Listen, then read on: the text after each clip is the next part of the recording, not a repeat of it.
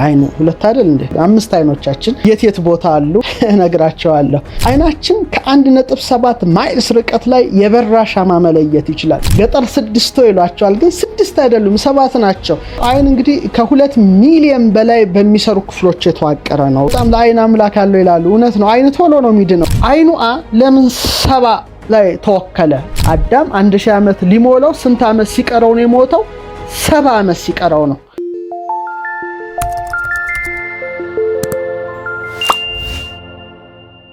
ዛሬ የምንነጋገረው ስለ አይናችን ነው። ስለ አይናችን አስገራሚ ነገር ነው ይዤላችሁ የምቀርበው። በጣም ደስ ከሚለኝ አንዱ ማለት ደስ ከሚያስደስተኝ አንዱ በአጠቃላይ የተፈጥሯችን ስርዓት በጣም ነው የሚገርመኝ፣ ያስደስተኛልና ዳዊትም ነው ግሩምና ድንቆኝ የተፈጠረ ያለውና አመሰግናለሁ ያለውና ቅንድባችን ያስገርመናል፣ አይናችን ያስገርማል፣ ያፍንጫችን ቀዳዳ ይገርማል፣ ከንፈሮቻችን ይገርማሉ፣ ጥርሶቻችን ይገርማሉ። በአጠቃላይ ከራስ ፀጉር እስከ እግር ጥፍር ያለው የሰውነታችን ስርዓት በእጅጉ ይገርማል። ዛሬ ግን ከሚያስገርሙኝ ደግሞ የበለጠ አይን ነውና ዛሬ ስለ አይን ይዤላችሁ ነው የምቀርበው። በጣም ረቂቅ ምስጢር ነው የምነግራችሁ። ዝግጁ ሁኑ። አይን ምን ማለት ነው የሚለውን ነው መጀመሪያ የምናየው። በተለይ ሊቁ ኪዳነ ወልድ ክፍሌ አይንን ሕዋስ ይሉታል፣ ከሕዋሳት አንዱ ነው። ማያ ይሉታል። ማያ ካሌንደር አይደለም።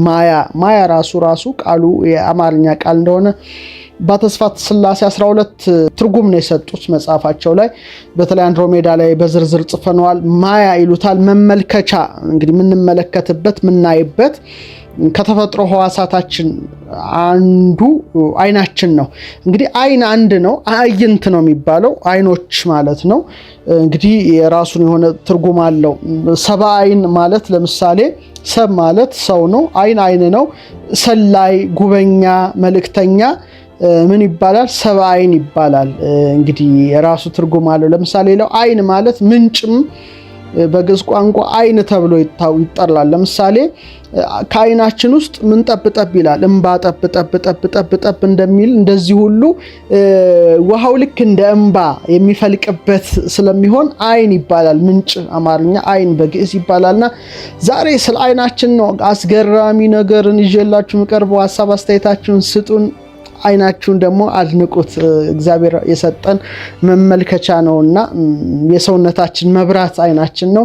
ስለዚህ አይናችሁንም እንድታከብሩት በዚሁ መልእክቴን አስተላልፋለሁ። አሁን መጀመሪያ ሳይንሱን አጠቃላይ ያለው ሞደርን ሳይንስ በተለይ ስለ አይን የሚናገረው ነግራችሁና ወደምንፈልገው ወደ ኢትዮጵያውያኑ የአይን ምስጢር መራቀቅ እንተነትነዋለን።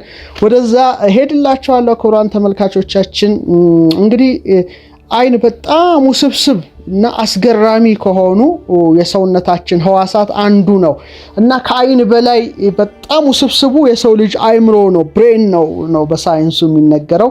ስለ ብሬን ባለፈው አቅርቤላችኋለሁ። ያለውን የኒውሮን መጠን የሚያስተላልፈውን መልእክት ከኮምፒውተር ጋር እያነጻጸረን አይተናል። እንደ ሳይንሱ ከሆነ ጽንስ በተፈጠረ ከ2 ሳምንት በኋላ አይኑ ማደግ ይጀምራል ነው የሚለው። ከ2 ሳምንት በኋላ የጽንሱ አይን ወደ መቀረጽ ተስዕሎተ መልክ ይባላል በኢትዮጵያውያኑ አጠራርና ከመልኮቹ አንዱ ወይም ከሕዋሳቱ አንዱ አይን ነውና ወደ ማደግ ይጀምራል። በዚህ አጋጣሚ ግን የተወለደ ሕፃን ያለቅሳል። ታውቃላችሁ፣ ግን እንባ የለውም። ይሄን አስተውላችሁት ከሆነ አላቅም። ያለቅሳል ግን እንባ የለውም። 6 ሳምንት አካባቢ ሲሞላው ነው ከተወለደ እንባ የሚያመነጨው አይኑ። ይሄም በጣም አስገራሚ ነገር ነው። ግን ድምጽ ነው እንጂ የሚያሰማው እንባው ጠብ አይልም። ይጮሃል ግን እንባ አታዩበትም። ይሄ ወላጆች የምታውቁት አንድ እውነት ነው። በዚህ አጋጣሚ ደግሞ ሰው ሲያረጅ እንባው እየቀነሰ ይሄዳል። ሲወለድ እንባ እንደሌለው ሲያረጅ ግን እንጉርጉሮ ሊያንጎራጎሩ ይችላሉ እናቶቻችን፣ ግን ብዙ ላያለቅሱ ይችላሉ። ይሄ በጣም ነው የሚገርመው። ሌላው ስለ ማህፀን እስቲ ማህፀንና አይንን የተወሰነ ነገር ልበላችሁ። የተወለደ ሕፃን ግን የተወለደው መጀመሪያ አልጨረስላችሁ ከ8 እስከ 15 ኢንች ያለ አካልን በግልጽ ማየት ይችላል። የተወለደ ሕፃን ገና እንደተወለደ ከ8 እስከ 15 ኢንች ያለ አካልን በግልጽ ማየት ይችላል እና አንዳንድ ጊዜ እኛ ትንሽ ስንወለድ ትንሽ እናቶቻችን የሚሰሩት ነገር አለ፣ ግን እኔ አይመቸኝም። አንድ ሕፃን ሲወለድ ምንድን ነው የሚደረገው? በሌላው ዓለም ግልጽ ነው። አንድ ህፃን ተወለደ፣ አንድ ቦታ ላይ ያርፋል እና ያ ህፃን አዲስ ዓለም ከጠባቡ ወደ ሰፊው ከጨለማ ወደ ብርሃን መጥቷልና አይኑን ቀና አድርጎ ይቃኛል ዙሪያውን። እንዲህ ይላል፣ ሌላው ዓለም አይከለከልም፣ የኛ ግን አይኑን ይሸዋረራል ብለው እናቶች እይታውን ያጠቡታል። ይሄ ተገቢ ነው ብዬ አላምንም በበኩሌ። እይታውን እንግዲህ አዲስ ዓለም ነው የመጣውን አካባቢውን በተለይ ከ8 እስከ 10 ኢንች የሆነ አካልን በግልጽ ማየት ይችላል ይሄ ህፃን፣ የተወለደ ህፃን። ሌላው በጣም የሚገርመኝ ነገር ወደ 0 አምፖል ሻማ ነው የሚደረግለት፣ እናቶችም ሽፍንፍንፍን ብለው ነው። ሌላው ዓለም ላይ ግን ይህንን አላየሁም። ይሄ እንግዲህ ምን አይነት ባህል እንደሆነ አላቅም። ሊያስረዳኝ የሚችል ካለ ለመረዳት ነው ዝግጁ ነኝ፣ ኦፕን ማይንድድ ነኝ። ግን ይገርመኛል።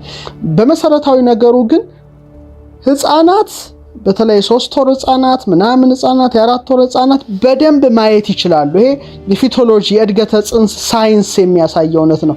መጽሐፍ ቅዱስና የሕክምና ሳይንስ የሚለው መጽሐፌ ላይ በዝርዝር ሰፍሯል። ይሄም መጽሐፍ አንቡ።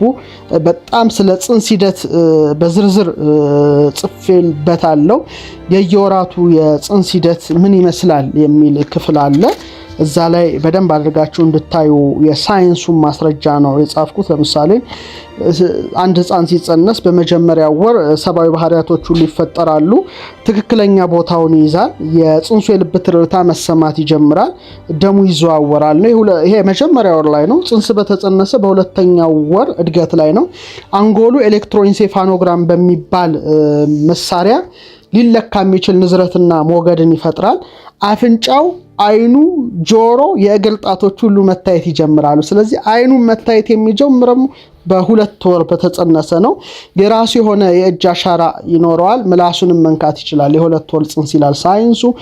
የ3ኛው ወር ደግሞ መዋጥ ይችላል፣ መመልከት ይችላል። ስለዚህ በደንብ አድርገው የ3 ወር ጽንሶች መመልከት ይችላሉ ማለት ነው። መመልከት ይችላሉ፣ መንቀሳቀስ ይችላሉ፣ እጃቸውን ሊጠቡ ይችላሉ። ይሄ የምላቸው የ3 ወር ጽንሶች ነው። በተለይ ደግሞ ከ10 እስከ 11 ሳምንት አካባቢ አሚኒዮቲክ የሚለውን ፈሳሽ እየዋጡ ይሸኑ ይችላሉ። ፈገግ የሚል ፊታቸው ፈገግ ሊል ይችላል ደም ሲዘዋወር። 4ኛው ወር ላይ ክብደታቸው 6 እጥፍ ያድጋል። ከ8 እስከ 10 ኢንች እድገት ያሳያሉ። የእናታቸውን ድምፅ ለይተው ይሰማሉ። የ4 ወር ጽንስ የእናቱን ድምፅ ይሰማል። ይሄንንም ባለፈው ስለ አእምሮ በነገርኳችሁ ክፍል ቪዲዮ ላይ ማየት ትችላላችሁ። 5ኛው ወር ቆዳው፣ ጠጉራቸው፣ ጥፍራቸው ያድጋል። ህልም ያልማሉ። REM ስሊፕ ባለፈው ስለ ህልም ስነግራችሁ አቅርቤዋለሁ። ማልቀስ ይችላሉ፣ አየር ካለ ማለት ነው። ከማህፀን ውጭ መኖር ይችላሉ። እና በጣም የሚገርመው ዶክተር ሄኖክ የሚባል ፊቶሎጂስት አንዴ መጥቶ ይሄ ሌጂስሌቲንግ ሞራሊቲ ላይም ታገኙታላችሁ፣ መጥቶ አንድ የሚገርም ነገር ነው የነገረን። ከሶስቱ ጀርመን ሀገር በጣም ፊቶሎጂስት ነው። ምን አለ ቆይቷል። በነበርኩበት ትምህርት ቤት መጥቶ ስልጠና ሲሰጥ ሳሙኤል ይባላል፣ ፎቶም አለ ያሳየን። ጀርመን እናትየው ማህፀኗ ውስጥ ችግር ሲፈጠር መሳሪያ ገባ ለማከም እናትየውን ማለት ነው። ሳሙኤል ገና በማህፀን ውስጥ ነው፣ ገና የ3 ወር ጽንስ ነው። እና ያ መሳሪያ ሲገባ በእጁ ያዘው መሳሪያውን ማለት ነው። እና ፎቶ አነሱት። ካደገ ደግሞ ከ6 ዓመት በኋላ ሳሙኤልን ፎቶ አነሱት እና በማህፀን አይቶ ይዟል ማለት ነው። ስለዚህ አይኖቻቸው ይሰራል የህፃናቱ በማህፀን እያለ። ይሄ በጣም የሚገርም ነው። እንግዲህ ሳሙኤል ነው ስሙ። ምናልባት ኢንተርኔት ላይ ፎቶውን ልታዩት ትችላላችሁ። ሌላው አይናችን እንግዲህ ዙሪያው 1 ኢንች ሊሆን ይችላል፣ ግን 0.25 አውንስ ይመዝናል። ይሄ የአይናችን እንትን ራሱ በሚዛን እና በየቅጽበቱ ወይም በየሴኮንዱ 50 የተለያዩ አካላት ላይ ማተኮር ይችላል። እንዴት አይነት ተፈጥሮ ነው ያለን ማለት ነው። ይሄ በጣም የሚገርም ነው። 50 የተለያዩ አካላት ላይ ባንዴ በሴኮንድ ማተኮር ይችላል። ብቃት አለው ማለት ነው። በአማካይ ወደ 10 ሚሊዮን የተለያዩ ቀለሞችን መለየት ይችላል ይላል ሳይንስ። መሰረታዊ ቀለሞች አሉ፣ ድብልቅ ቀለሞች አሉ። ብቻ እነዚህን ሁሉ መለየት የሚችል ብቃት ያለው ነው አይናችን። ይሄ በጣም ከሚገርም ነው። አሁን 2 አይነት ክርክሮች አሉ በህይወታችን ቁመት እድገት የለውም የሚል ጥናት አለ። አንዴ እንደተፈጠረ እንጂ አያድግም ይላሉ። አንዳንዶች አጥኞቹ ግን ምንድነው የሚሉት የመጀመሪያዎቹ 2 ዓመታት ያድጋሉ፣ በወጣትነታችን ደግሞ ሙሉ ቅርጻቸውን ይይዛሉ፣ አፍንጫና ጆሮ ግን ማደግ አያቆምም የሚል አለ። ሁለት አይነት አመለካከት አለ። የተሻለውን መያዝ ነው። ሌላው ስለ አይን በጣም የሚያስቀኝና የሚያስገርመኝ አይን ከፍቶ ማስነጠስ አይቻልም። እስቲ ሞክሩ። የውሸት ማስነጠስ ሞክሩ፣ አስነጥሱ። ግን አይናችሁን ገልጣችሁ እስቲ ያስነጥሱ ነው። ስታስነጥሱ ግን አይናችሁን እስቲ ገልጣችሁ ለማስነጠስ ሞክሩ። አትችሉምና አይን ከፍቶ ማስነጠስ አይቻልም። ይሄ አንዱ እውነታ ነው። ሌላው የሰው አይን በአማካይ በአመት 5,200,000 ጊዜ ይርገበገባል። 5.2 ሚሊዮን ጊዜ ይርገበገባል። ይሄው እንደዚህ እንደምንለው ይርገበገባል። እንግዲህ ቢያንስ 17 ጊዜ በደቂቃ ልናርገበግበው እንችላለን። ኦልሞስት እንደዛ ከሆነ ደግሞ 14280 በየቀኑ ልናርገበግበው እንችላለን። እና አብዛኛውን ደግሞ የምናርገበግበው ስናወራ ነው። ስናወራ በጣም ስናወራ እናርገበግባለን። ስናነብ ግን መርገብገቡ ይቀንሳል። እንግዲህ ማንበብ ጥሩ ነው ማለት ነው። ወሬኞች አንሁን፣ ወደ ንባብ እናተኩር። አይን ራሱ ይርገበገባል ስናነብ፣ ስናወራ ስናነብ ግን ይቀንሳልና የአይን መርገብገብ ለመቀነስ ራሱ ማንበብ ያስፈልጋል ነው። እና አንድ ርግብግብታ ቢያንስ እንደዚህ የምናርገበግባት ከ100 እስከ 150 ሚሊ ሴኮንድን በሴኮንድ ወደ 5 ጊዜ የሚያሳየን በቃ የአይን ማስሉ በጣም ፈጣን ነው ማለት ነው። በጣም ፈጣን ነው አይናችንና ምን አይነት ተፈጥሮ ነው ይሄ! በጣም ስለ አይን ከሚያስገርመኝ ነው። ሌላው አይናችን ከ1.7 ማይልስ ርቀት ላይ የበራ ሻማ መለየት ይችላል። አይናችሁን ፈትሹት ማለት ነው። ምርጥ አይን አለን ወይስ የለንም የሚለው ለምሳሌ ፕሌዲስ 7 እህትማማቾች ገጠር 6 ይሏቸዋል፣ ግን 6 አይደሉም 7 ናቸው። 7ኛዋ ምርጥ አይን ትፈልጋለች ለመለየት። ፕሌዲስን በቃ 7ኛዋን ለማየት ሞክሮ አይናችሁ እንግዲህ ማለት ነው። ምርጥ አይን ያላችሁ ያው ይለያያል። አንዳንዱ ፈዘዝ ይላል፣ አንዳንዱ ደግሞ ትንሽ አይኑ አልተጎዳ። ሌላው አይን እንግዲህ ከ2 ሚሊዮን በላይ በሚሰሩ ክፍሎች የተዋቀረ ነው። የኒውሮንን መጠን አይተናል ባለፈው። አይን ደግሞ ይሄን ያህል ነውና ወደ 107 ሚሊዮን ሴሎች አሉት። ይሄ አይን ብቻ እስቲ አስቡት፣ 107 ሚሊዮን ሴሎች እነዚህን አይኖች እንዲያዩ ያደርጋሉና እኔ ተፈጥሯችን ምን ያህል ድንቅ ነው። እኔ ስለ አይን ብቻ ነው ዛሬ የምንመስል። አፍንጫ ሌላ ምስጢር አለው፣ ስለ አፍ ሌላ ነው። ጆሮ ቅርጹ ለምን እንደዚህ አይነት ሆነ አስባችሁ ታውቃላችሁ? የሚገርም ነው። ሌላው ቀለም ያለው አይናችን ክፍል ማለት ነው አይሪሱ ወደ 256 የተለያዩ መለያዎች አሉት እዚህ ውስጥ። ይሄ ብቻ 256 መለያ አለው። አሻራ ግን 40 ብቻ ነው ያለው። አሻራ 40 ብቻ ነው ያለው። ይሄ ግን 256። አንዳንድ ሞባይል ቴክኖሎጂዎች በአይን የሚከፈቱ እየመጡ እያየን ነው። እንግዲህ ሞባይልም በአይን መክፈት እንግዲህ ምንድነው አሻራ አለ 256 መለያ ያለው እዚህ ውስጥ። አሻራ ግን 40 ብቻ ነው ያለውና በጣም የሚገርም ነገር ነውና አይናችን አስገራሚ ነገር ነው። ብዙ ነገር ስለ አይን ማለት ይቻላል፣ ብዙ መራቀቅ ይቻላል። ይሄ በጣም ያለው ሳይንስ እውነታ ነው። አብዛኛው አይን ግን ያለው ቡናማ አይን ነው ያለው። በምሽት ጊዜ አይናችን ያው ማየት ይከብደዋል፣ ግን ነብር 6 እጥፍ የተሻለ ያያል። በምሽት ሰዓት 6 እጥፍ የተሻለ ያያል። ደግሞ አይን በጣም ለአይን አምላክ አለው ይላሉ። እውነት ነው። አይን ቶሎ ነው የሚድነው። በጣም ስስ አካል ነው ግን ቶሎ ይድናል። ቢያንስ በ48 ሰዓታት ውስጥ ማገገም ይችላል። የሆነ ነገር እንኳን መጥቶትና ምን ያህል ስስ ቢሆንም እንዴት የአይን አምላክ አለው ሲሉ እናቶቻችን ይገርመኛል። ክቡራን ተመልካቾቻችን ለአይናችሁ ራሱ ምስጋና ይገባል ማለት ነው። ይህንን ፈጠረ አምላክ ክብር ምስጋና ይገባል። አይናችን ግን ይህን ያህል ዘመን ሲያገለግለን ኖሯል እና አንዳንድ ጥርሳችንን እስቲ አስቡት ምን ያህል ውለታ ውሎልናል። እንደውም አንዳንዶች እናቶች ሲሉ ስከማ ልጅ ከጦረው ጥርስ የጦረው ይበልጣል ይላሉ እና እውነት ነው። ልጅ ከጦረው ጥርስ የጦረው ይበልጣል እና አይንስ ቢሆን ስንት ነገር አይቷል። አሁን ስለ አይናችን ነው ምስጢር ነው መነግራችሁ። እንግዲህ አሁን ይሄ የሳይንሱ ሐሳብ ነው። ይሄን የሳይንስ ሐሳብ ኢንተርኔት ውስጥ በመግባት ዩቲዩቦች በማየት አስፉት እናንተ ብዙ መረጃ ስላለ። አሁን ግን የምፈልገው የጥንት ኢትዮጵያውያን ስለ አይን ምን አስተማሩ የሚለውን የተራቀቀ ትምህርታቸውን ነው። ብዙዎቻችሁ ይሄ ትምህርት የጥንት ኢትዮጵያውያንን መዛግብት ጥናት ውስጥ ላለ ካልሆነ በስተቀር ለብዙዎቻችን ግራና እንግዳ ይሆንብን ይችላል ብዬ አስባለሁ። ነገር ግን አሁን ላለነው ሳይሆን ወደፊት ለሚነሳው ትውልድ ይሄንን ቀርጸን ማስቀመጣችን ትልቅ ግብአት ይሆናል ብዬ አስባለሁ። መጪው ትውልድ የተቀርጾ የተቀመጠለትን ይሄን ነገር ይመረምራል፣ ይራቀቅበታል፣ ያሰፋዋል፣ ያራቅቀዋል። ይሄ ነው ምለው። ዛሬ እስቲ ሳይንሱን እንደዚህ ካልን ወደ ኢትዮጵያው የአይኖች ምስጢር ነው የምገባው። 5 አይኖች ነው ዛሬ መዘረዝርላችሁ። እንዴ አይን ሁለት አይደል እንዴ? እስቲ እንመጣበታለን። 5 አይኖቻችን የት ቦታ አሉ እነግራቸዋለሁ። እንግዲህ እንደ ኢትዮጵያውያኑ እሳቤ የሰውነት መብራት አይን ናት ይባላል። እንግዲህ አይኖች 2 ናቸው። 2 መመልከቻ አይኖች አሉን። 1 2 2 ናቸው። በጣም ጥሩ። አሁን አይን ፊደሉ ላይ እንምጣ እስቲ። መጀመሪያ አይን እዛ ላይ ነው ዋናው ምስጢር ያለው። እንግዲህ አይኑ አልፋው 2 አዎች እንዳሉ ተረዱ። አልፋው አይኑ ክቧ። ይሄ ነው ዋናው ጨዋታ። እዚህ ላይ ነው ምስጢሩ። እንግዲህ በግዕዝ ተራ ቁጥር አይን ስንተኛ ላይ ናት? 16ኛ ተራ ናት። ሀለ ሐመ ሰረ ሰቀ በተ 16ኛ ናት። በሂብሪውም 16ኛ ናት። እስቲ አንድሮሜዳ መጽሐፌን እስቲ ለጥቂት ጊዜ ልየው። አይኑ ስንተኛ ላይ ናት የሚለውን ነገር ማየት እንችላለን። በዕብራይስጥ ግን 16ኛ ናት። 16ኛ ናት።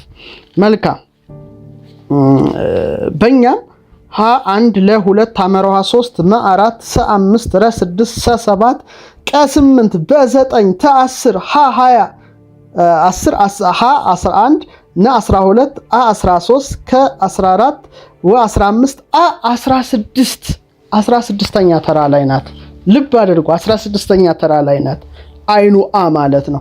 በሂብሪውም አሌፍ ቤት ጊሜል ዳሌት ሄ ዋው ዛይ ሄት ጤት ዮድ ካፍ ላም አሌፍ ቤት ጊሜል ዳሌት ሄ ዋው ዛይ ሄት ጤት ዮድ ብለን አይን ላይ ስንመጣ 16ኛ ላይ ሰፍራ እናያታለን። የሂብሪውንም እዛ ላይ ስላለ በደንብ አድርጋችሁ መርምሩ። እውነት ነው። አሌፍ ቤት ጊሜል ዳሌት ሄ ዋው ዛይ ሄት ጤት ዮድ ካፍ ላሜድ ሜም ኖን ሳምኬት አይን 16ኛ ናት። ወካይ ቁጥሯም 70 ነው። 70 ነው። ይሄ የዕብራይስጡ ነው። በተመሳሳይ መልኩ የግዕዝ ፊደላችንም አይን 16ኛ ናት። ወካይ ቁጥሯም 70 ነው። ለምሳሌ ሀ1 ለ2 ሐመሮሃ 3 መ4 ሰ5 ረ6 ሰ7 ቀ8 በ9 ከዛ ከ10 በኋላ 10 20 30 እያለ ነው የሚሄደው። ተ10 20 20 ነ30 አ40 ከ50 ወ60 አይኑ 70 ስንተኛ ተራ ላይ? 16ኛ ተራ ላይ ናት። ኮዷም 70 ቁጥር ነው። በጥንት የኢትዮጵያን የቀመረ ፊደል ምስጢር ማለት ነው። በዕብራይስጡም በተመሳሳይ መልኩ አይን አነባበባ ትንሽ ጉሮሮ ነው። አይን ነው የሚሉት። ጉሮሮውን በደንብ ማምጣት ያስፈልጋል። አልፋው አይን በጉሮሮ የምትባል ናት። 16ኛ ናት። የሚሰጣትም ኮድ 70 ነው። አሁን በደንብ አድርጌ ነው እዚህ ላይ ነው ትልቁ ምስጢር ያለው እዚህ ላይ ነው። ወደኛ እናምጣው። ለምንድን ነው 7? አይኗ ክቧ ናት። ራሷ ቅርጿ የአይን ቅርጽ ነው። የኢትዮጵያውን ፊደል ልብ አድርጋችሁት። አይኑ ነው የሚባለው። ክብ ናት። ይኸው የአይን ቅርጽ ነው ያላት። አይኑ ነው የምትባለው። ስለዚህ ቅርጿ ራሱ ከተሰጠው ከአይን ጋር ነው። እሷ የምትባለው አይኑ ነው። ይህ ምን አይነት ሳይንስ እንደሆነ መረዳት የምትችሉ ካላችሁ በጣም ጎበዞች ናችሁ ማለት ነው። ስለዚህ በግሪኩም በተመሳሳይ መልኩ አይን ኦሚክሮ እንደዚሁ 16ኛ ነው። እሱም ክብ ነው። የኢትዮጵያውም 16ኛው ፊደል ክብ ነው። አይኑ የዕብራይስጡ በተመሳሳይ መልኩ አይን ነው የሚባለው እንደኛ። እሱም ክብ ነው። የእሱ የተለየ ነው። የኦሚክሮ ግን ክብ ነው። እንደኛ አይን ይመስላል። አይኑ ይመስላል። ጥሩ። ስለዚህ 70 ላይ ናት አይኑ ወካይ ቁጥሯ 70 ነው። ከሐስክ ስንወርድ ግን 16ኛ ተራ ላይ ናት የምትወርደው። ለምን ይሄ ተባለ ሲባል በጣም ብዙ ምስጢር ነው። 70 ራሱን የቻለ ኮድ አለው። ግን ወደ አንድ ዲጂት እናምጣው። ወደ አንድ ዲጂት ስናወርደው 7 አይደለ? 7 ሲደመር 7 እና 0 ማለት ነው። 7 ሲደመር 0 ስንት ይሰጣል? 7 ይሰጣል። 7 ደግሞ የሰው ኮድ ማለት ነው። ሰው ማለት ነው። እሳት፣ ውሃ፣ ነፋስ፣ መሬት፣ 4 ልብ፣ ቃል፣ እስትንፋስ ያላት ነፍስ ማለት ነው። 3 4 ሲደመር 3 ስንት ነው? 7 ነው። 7 ደግሞ ሰው ማለት ነው። ሰው ለመጻፍ ደግሞ አይኑ አ ግድ ያስፈልጋል። እጓለ እመህያው ወይም እጓለ መህያው በሁለቱ መልኩ ይጻፋል። እጓለ መህያው ወይም እጓለ እመህያው። ይሄ በጣም የሚገርም ነው። እጓለ መህያው ማለት ሰው ማለት ነው። ሌላ ትርጉም የለውም። የሚጻፈው በአይኑ ነው። እጓል ሲጻፍ በአይኑ ነው የሚጻፈው። አዳም ወይም የአዳም ልጅ ማለት ነው። እንደውም ሲያራቀቁት እጓል ማለት ልጅ ማለት ነው፣ ወይም ሰው በሉት። ማለት ደግሞ መሬት ማለት ነው። ህያው ማለት ህያው አምላክ ማለት ነው። ስለዚህ ህያው አምላክ ከምድር ያበጀው ሰው ማለት ነው። እጓለ መህያው። ሌሎቹ ሲራቀቁ ግን እጓል ይሉና እጓል ማለት አዳም ነው፣ ሰው ነው። ደግሞ እናት ማለት ነው። እናት የተባለው እግዚአብሔር ነው። ህያው ማለት መልአክ ነው ይላሉና ህያው መልአክን ከፈጠረ ከእግዚአብሔር የተገኘ ልጅ ማለት ነው የሰው ልጅ ይላሉ። ሌሎቹ ደግሞ እጓል ማለት አይኑ ነው የሚጻፈው አዳም ወይም ሰው ማለት ነው። ደግሞ እናት የተባለች መሬት ናት። መሬት እናት ነው የምትባለው። እናት ናት ራሷ እንትማ በጣም ብዙ ስለሱ አንድ ቀን ነው መገባለሁ። ህያው ማለት ህያው እግዚአብሔር ከፈጠራት ምድር የተገኘ ሰው ማለት ነው። እጓለ እመህያው ወይ እጓለ መህያው በሁለቱም ይፈቱታል ሊቃውንት። ስለዚህ ይሄ ምስጢር ራሱ ውስጡ እንዳለ እንድትረዱ ፈልጋለሁ። አሁን ወደ መራቀቅ እንሂድ። ስለዚህ በኢትዮጵያ ቀመረ ፊደል አይኑ 70 ላይ እንደሆነ አንድሮሜዳ ቁጥር 2 ላይ ተጽፏል። አስረሴኔ ሰውም በትቢያ አክሱም መኗንተ ላይ ጽፏል ወዘተርፈ እንድታነቡት ፈልጋለሁ። ብዙ ጸሐፍትም ይጽፋሉ። አሁን ግን የምፈልገው ምንድነው አይኑ ለምን 70 ላይ ተወከለ? በዕብራይስጡም 70 ነው። በግዕዙም ቀመረ ፊደል ብትሄዱት 16 ላይ ነው። ደግሞ ወካይ ቁጥሩ ስንት ነው? 70 ነው። በደንብ አድርጋችሁ እዩት። እዚህ ላይ ሰንጠረዡን ታዩታላችሁ። ገጽ 165 ላይ አሁን ወደ ፍልስፍናው ነው የምንሄደው። ትክክለኛውን ፍልስፍና ነው። ስለዚህ 70 ቁጥር የአይኑ ወካይ ናት ማለት ነው። የአይኑ ወካይ ናት። ስንት? 70 ቁጥር። በጣም ጥሩ። ይሄንን ከያዛችሁ እጓለ መህያው የሚለውን በአይኑ መጻፉን ሰው የሚለውን ከተረዳችሁ አሁን ወደ ከፍታ እንሻገራለን። ደረጃ አለው ማለት ነው። ወደ አንድ ስቴፕ ወጣ እንላለን። በጣም እንዲቀላችሁ ነው ቀለል እያደረኩ እየነገርኳችሁ ያለሁት። ይሄን እንድትረዱኝ ይፈልጋለሁ። አዳም የመጀመሪያው ሰው አዳም የተከለከለውን ዛፍ ሲበላ አይኑ ተከፈተ ይላል እና ራቁትን እንደሆነ አየ። አይኑ ተከፈተ ይላል። አሁን ይሄን አይኑን የከፈተውን ወይም አይኑ እንዲከፈት ራቁቱን እንዲሆን ያደረገውን ዛፍ በመብላቱ አዳም ተቀጥቷል። ቅጣቱ ምንድነው? ባይበላ ኖሮ አሁን እፀ ሕይወት ሲባል በአይኑ ነው የሚጻፈው። በዚህኛው በአልፋው አይጻፍም። እፀ ሕይወትን 1000 ዓመት ቢቆይ ኖሮ ይላሉ ሊቃውንቶቹ 1000 ዓመት ቢቆይ ኖሮ ብላም አትብላም ያልተባለውን የሕይወት ዛፍን ትሪ ኦፍ ላይፍ የሚባለውን በልቶ ታድሶ ይኖር ነበረ፣ በመታደስ ይኖር ነበረ። አዳም ግን ይሄን አላደረገም። ልብ አድርጉ። የተከለከለውን በአይኑ ዕፀ በለስን በላና ወደቀ ምድር ላይ። ወድቆ ስንት ዓመት ኖረ ምድር ላይ ነው ትልቁ። እዚህ ላይ ነው ቁልፉ። 930 ዓመት ምድር ላይ ቆየ። ስንት? 930 ዓመት። ስለዚህ 1000 ዓመት ሊሞላው ስንት ዓመት ቀርቶት ነበር ማለት ነው? 70። አዳም 1000 ዓመት ሊሞላው ስንት ዓመት ሲቀረው ነው የሞተው? 70 ዓመት ሲቀረው ነው። አሁን ስለዚህ ዕፀ በለስም በመብላት ራቁቱን እንደሆነ ያየው አዳም በአይኑ ማየት ያልቻለው ዕድሜ 70 ዓመት ነው ማለት ነው።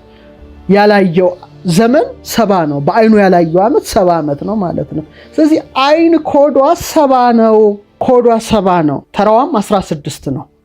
ከሃለሃ ስንቆጥራት በሂብሩ በግዕዙ በነዛ በጽሮቹ ኦሚክሮ ነው ማለት ነው።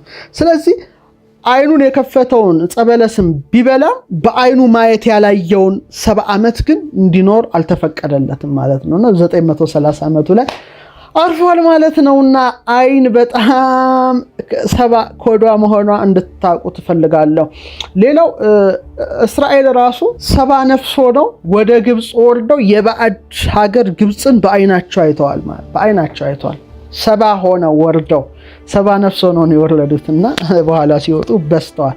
እንደገና ደግሞ 70 ዓመት በባቢሎን ምርኮ ውስጥ ሆነው በአይናቸው መከራን አይተዋል። 70 በአይናቸው መከራ ያዩበት ነው። በጣም የሚገርመው ደግሞ በ70 ዓመተ ምህረት ላይ የኢየሩሳሌምን ጥፋት በአይናቸው እንዲያዩ አድርጓቸዋል። በ70 ዓመት ጥጦስ ድምጥማጧን ያጠፋት ኢየሩሳሌምን በጊዜው በ70 ዓመተ ምህረት ላይ እና ያም መከራ ግብፅን በአይናቸው በ70 ሆነው እንዲያዩት አደረገ። እንደገና 70 ዓመት ምርኮም በባቢሎን እንዲያዩ አደረገ። 70 ዓመት እንደገና በአይናቸው ኢየሩሳሌምን ጥፋት እንዲያዩ አደረገ። ሌላው ደግሞ በጣም ደስ በሚያሰኘው ክፍል ስናይ ደግሞ 70 ሊቃናት ደብረ ሲና ወጥተው እግዚአብሔርን ማየት ቻሉ። በጣም ይሄ የሚገርመው ዘኍልቍ ላይ አለና በአይናቸው አዩ። 70 አርድእትም በአይናቸው ጌታን አዩ። ስለዚህ 70 ከአይን ጋራ ራሱ ቀመሩ 70 ነው። ከአይኖቻችን ጋራ ምስጢር እንዳለው እንድታውቁ ያህል ነው ይሄን መተነትንላችሁ። ክቡራን ተመልካቾቻችን ሐሳብ አስተያየታችሁን ስጡልን እና ቀደምት ኢትዮጵያ ምን ያህል በፊደል ላይ ጭምር በቅርጹ ጭምር እንደተራቀቁበት ሳይ ሁሌ እገረማለሁ። የሚቀጥለው ጊዜ እስክንገናኝ አይነ ልቡናችን ያብራልን እያልኩኝ የዛሬው መርሃ ግብሬን አበቃለሁ።